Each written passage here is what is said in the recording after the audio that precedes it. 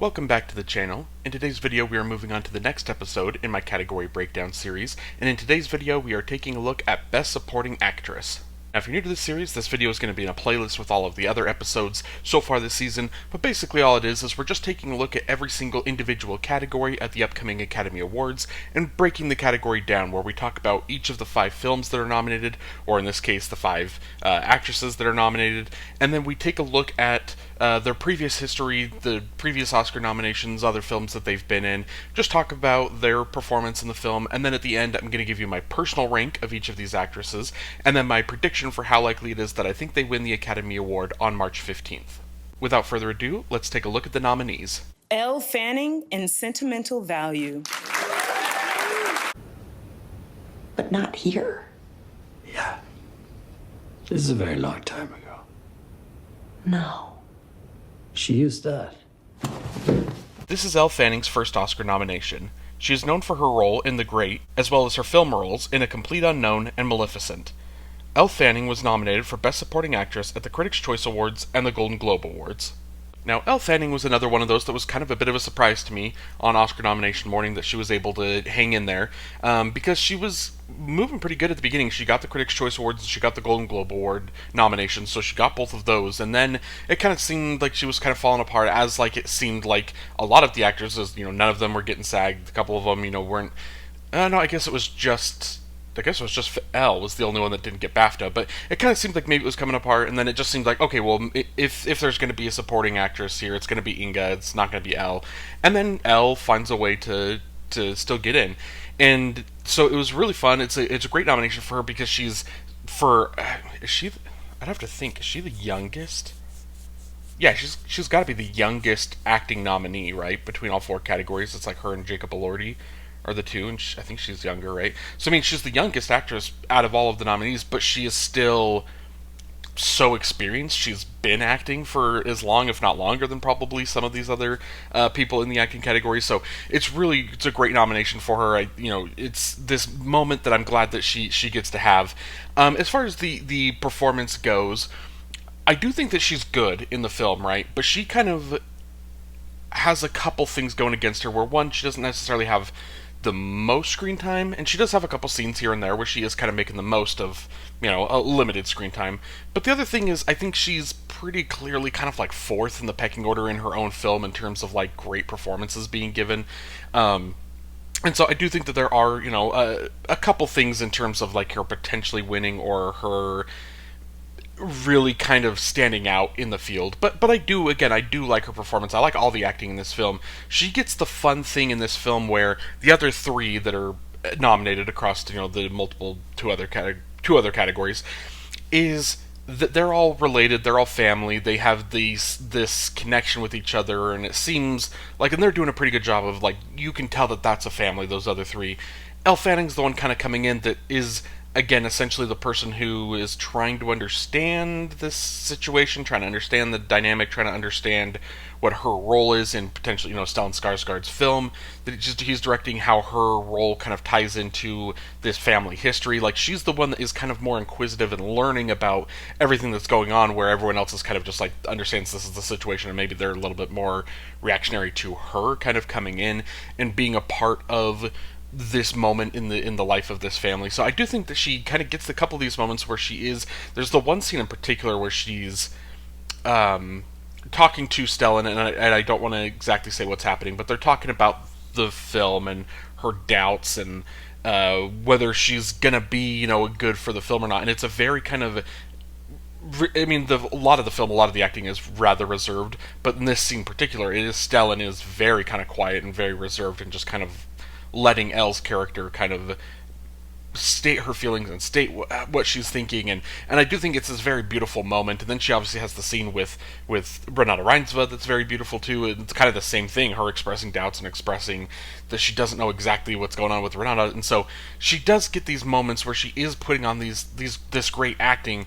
But unfortunately for me, like I said, I do think she's kind of 4th in the pecking order in her own film, and amongst everyone else in this category, it does seem like she kind of has the least momentum going for her. For my personal ranking, I'm putting Elle Fanning in 5th, and for my prediction, I'm putting her in 5th. Inga Eve's daughter, Lilas, in Sentimental Value. Den du ikke ville spille i? Men fikk han penger til det? Ja, han må jo det, da. Han sa ikke så mye. Jeg tror kanskje han ville si det selv. Han spurte om du kom til å være her.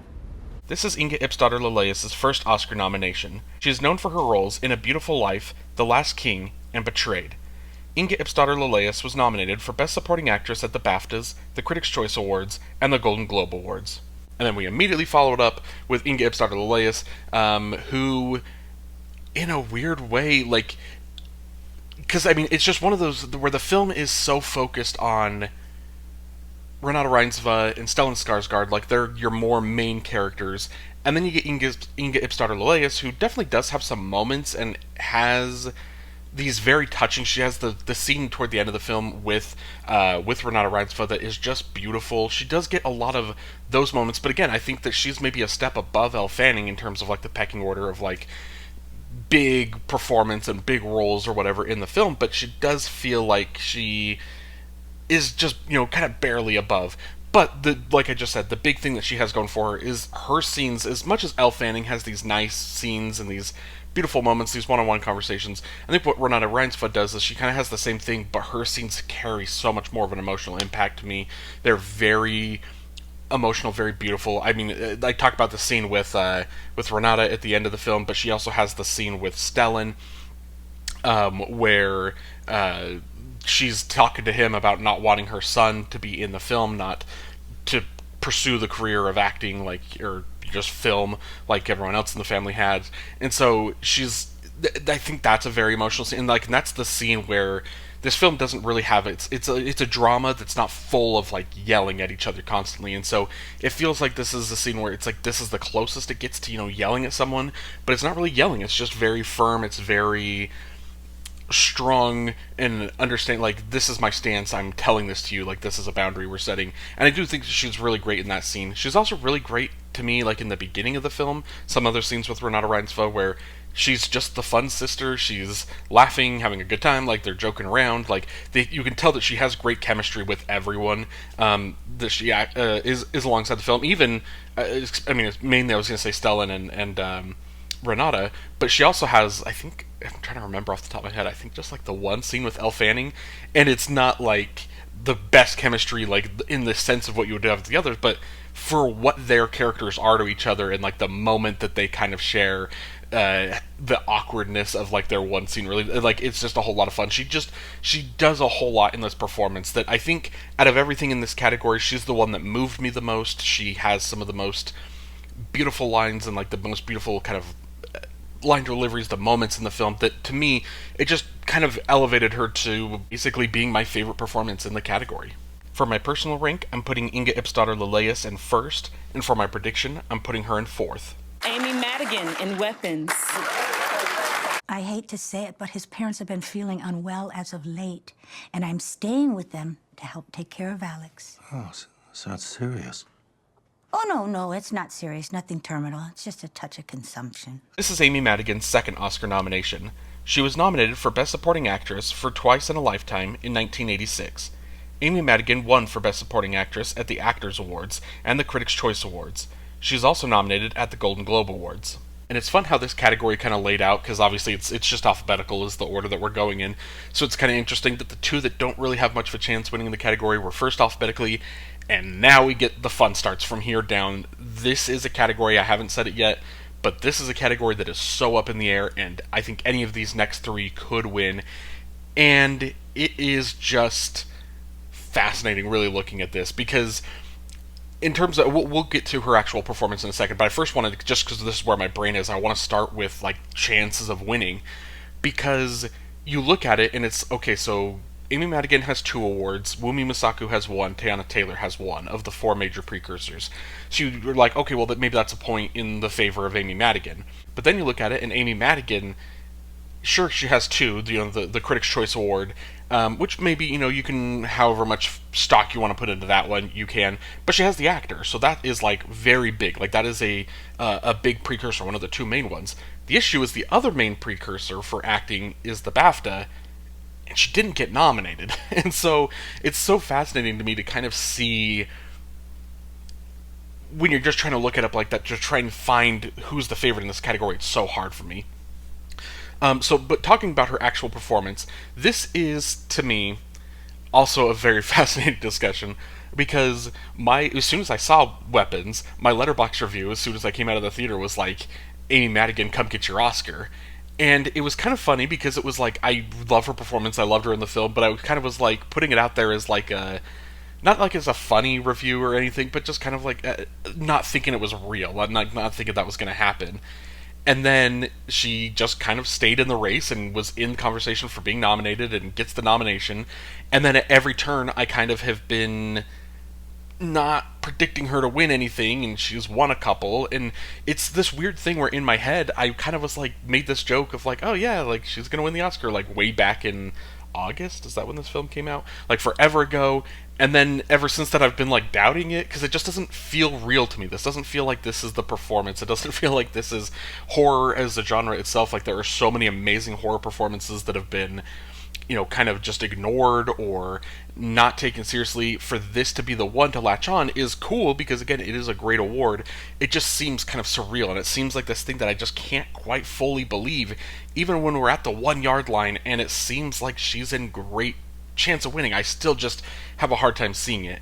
But talking about her actual performance, she is great in the film. She has moments, especially like, it's interesting, it's fascinating looking at her like screen time percentage in this, because it's like 12% of the film or something like that. But it's like, it's all the end of the film, except for split-second moments like throughout the film. Like she's there a lot of the film. So it feels like she's there, she's this threat, she's in the background, but then you don't really get to know her until the end of the film, and then that's when she really kind of makes her impact and is what is getting her the nomination. Otherwise, it's just this fun kind of little gimmicky jump scare performance, but then at the end is when she really kind of commands and takes the screen. And it's not just like the scares, it's not just the creepiness in which she's playing the role, it's some of the dramatic stuff that she's doing, the conversations that she's having with Alex, when she's talking to him about her, like what she can do to his parents, and all of these different things. Like that scene is, in particular, she has the great moment with like Benedict Wong's character, him and his husband at their house. Like she has the great scene, I guess, again with Benedict Wong at the school. Like she has these moments where she's only on screen for a little bit, but it's just like bang for your buck. Like she is providing the most, she is giving the most in the scenes that she does have. Again, I'm so happy that she got the nomination because it is one of my favorite performances of the year. It just still seems surreal to me that it's happening, and I still don't know, now that we're at the 1 yard line and it seems like maybe she's the favorite in the category. Maybe, again, I don't know in this category how to like really rank it, but it kind of seems like she's the favorite, but I still just don't know if I can quite get there and actually predict her. For my personal ranking, I'm putting Amy Madigan in second, and for my prediction, I'm putting her in second. Wunmi Mosaku in Sinners. Don't talk to him. You talking to me right now. Why you can't just walk your big ass up in here without an invite, huh? Go ahead. Admit to it. Admit to what? That you dead. This is Wunmi Mosaku's first Oscar nomination. She is known for her roles in His House, Loki, and Deadpool and Wolverine. Wunmi Mosaku won for Best Supporting Actress at the BAFTAs. She was also nominated at the Actors Awards and the Critics' Choice Awards. And then we've got Wunmi Mosaku. And this is fascinating too, because she kind of was like, because at the beginning she didn't get, she got nominated at the Critics' Choice Awards, but then she wasn't nominated at the Golden Globes. And so it kind of seemed like maybe for a second, like, oh, maybe she's kind of on the outside looking in, but then she just kind of came on strong and got the BAFTA shortlist, and everyone at that point, it seemed like the ball was rolling where we're like, okay, no, she's going to get in there, and then she gets into the actor, and so then also the ball's rolling, and we're like, okay, obviously she's getting the Oscar nom. And it also kind of felt like we kind of could tell that she was going to get Oscar nominated because she's in Sinners. Like in Sinners, even before, when we thought that it was just on pace to kind of like tie the all-time record, we still actually, well, I guess at that point we kind of were still predicting that it could break the record by 1, because it ended up breaking it by 2. But she needed to come along with the film, and so it felt like it was one of those things. You looked at the rest of the category, there was kind of everyone kind of had question marks, and so it became pretty obvious. It was like, okay, Wumi's getting in. And then I kind of was sitting there when she got in, I was kind of like, okay, that's fun that she got in. I don't think she's going anywhere. I don't think she's winning. And then she wins the BAFTA, and granted, there is some discussion about her being British, and so maybe that was the default, but, like, I don't think... Like, you can kind of throw that argument out there when it's a Robert Aramayo, when it's someone who's not nominated anywhere else, where it's kind of like, okay, that they just kind of threw them a bone, they did something a little bit different, they're the BAFTAs. I don't think you can really have that argument when it's someone that is in every single award, like, precursor, other than Golden Globes. Like, she's been there, she's been in the race. Like, it's hard to just kind of dismiss a win at a very important precursor just because of that. And so that's when she won BAFTA, that's when I started really kind of taking her seriously and thinking, okay, this is, like, she's in this race, like, she's here. Talking about her performance in the film, she has a couple scenes. She gets specifically, like, 2 scenes that I can think of off the top of my head that are actually, they are emotional. They are these intimate moments with Michael B. Jordan's character, to varying degrees of, like, oh no, I guess in theory they're both kind of about the same theme about death, but it's very different things and different acceptances of death, and she just gets these moments, again, one kind of at her house at the beginning, and then one at the juke joint right at the end of the film, and then obviously she gets even one more scene at the very end of the film with Michael B. Jordan. So she has kind of these big moments that are, like, great acting, and they are beautiful, and they're these touching moments. But then a whole lot of also what she's doing in this film is she's being, like, in a sense, Michael Jordan's kind of, like, Michael B. Jordan, I should say, is kind of the, like, leader of the group. But Wumi Masaku is, like, at times, she's the leader. She's the knowledgeable one. She understands what's going on. She's the one that very quickly, very accurately assesses the situation, understands what's going on, and understands what we need to do in order to survive this night. She has kind of been the vocal leader, and she's the one, the woman with the plan. And so that specific role for her is very impactful. It's very powerful. It's the strong performance in terms of kind of in around the in around the actual kind of the beautiful and kind of more touching and tender moments that she has. So she's kind of doing a whole lot in this film.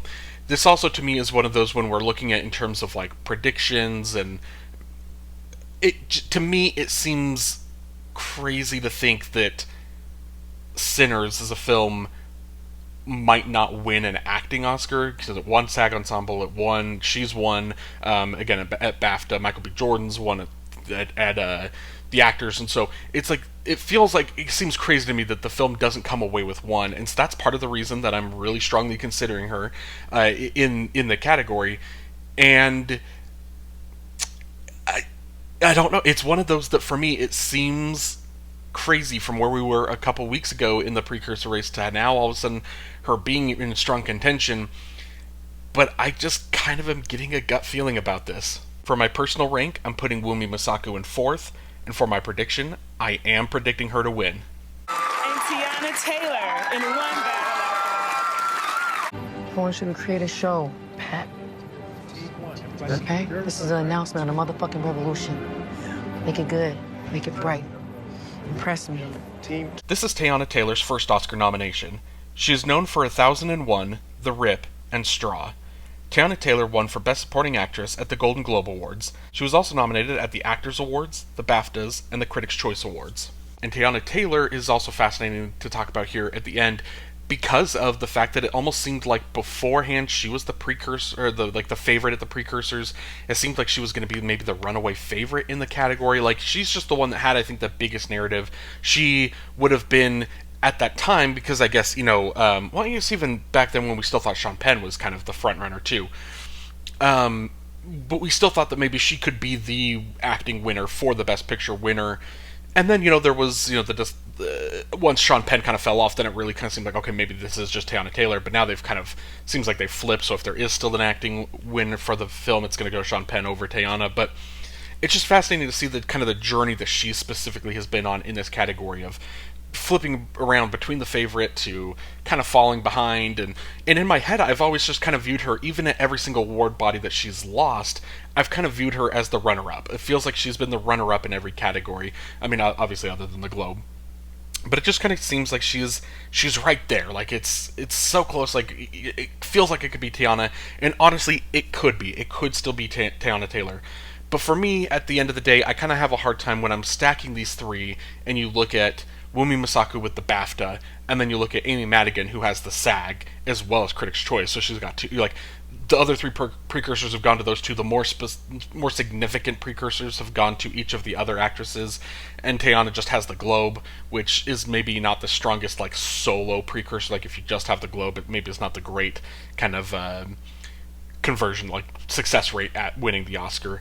But her performance is still great, and it's one of those that it's fascinating to me, kind of looking at her versus Amy Madigan, where it almost feels like, in one sense, like Teyana Taylor is in the film a whole lot more, but she gets, I think, criticized, or like it's a negative thing because she's gone after the first act. Like her character exists and it's like out there, and like there is kind of an understanding that she's could come back, but she doesn't really. She's not really in the film again after that. And so you're only looking at kind of the beginning of the film and everything she's doing at the beginning, and what she is doing is great. She is kind of the star of the first, like Leo is there, but Leo is almost just playing a backseat or supporting performance to Teyana Taylor. Like she is the lead of the beginning of the film. And then she's gone, and so it almost feels like she gets criticized for that, of like, oh, she's not in the film enough. But then there's someone like Amy Madigan, who's not in the beginning, but she's at the end, but suddenly, like, it feels like maybe that's not being criticized as much, like she is, because I don't know if it's just a difference between whether in the beginning or the end of the film, like if that's what the you know, kind of the difference is. But then you look at someone like, you know, this is random, but Mahershala Ali in Moonlight, he's just in the beginning of the film, and again, that was the year before I really got into the Oscars, or I guess 2 years before I really got into the Oscars, and so I don't remember what the conversation was like during the precursors then, if he was getting criticized for it. But obviously, whatever criticisms didn't stop him from going and winning the Oscar, despite only kind of being in the beginning, the first couple minutes of the beginning. So it's just kind of this interesting discussion between the two. Before her performance, it's very strong, it's a very commanding, like I said, she is essentially the lead of the first act of the film. She is kind of the, maybe not necessarily the leader of the group, but she's like the most vocal, the most encouraging, and the most like kind of like aggressive of the group in the beginning. And so she has a lot of great scenes. She has great chemistry with Leo, with Sean Penn, a couple of, I mean, the group is a large, she kind of has a couple scenes with, but for the most part, I guess she does. No, it's not Regina Hall, I can't remember who she's talking to, kind of at like the campfire scene, but she has these moments that are very important, very impactful. And what she does is she's so great in the beginning that her impact of her loss and like not being there for the second and third act is very felt because of how great she is. So again, I don't want to hold that against her that she's not in the back half, because she is so good at the beginning when she is in the film. For my personal rank, I'm putting Teyana Taylor in third, and for my prediction, I'm putting her in third. And that's it. Thank you so much for watching this video. Let me know down below in the comments how you would rank these actresses and who you're rooting for in the category. Do you think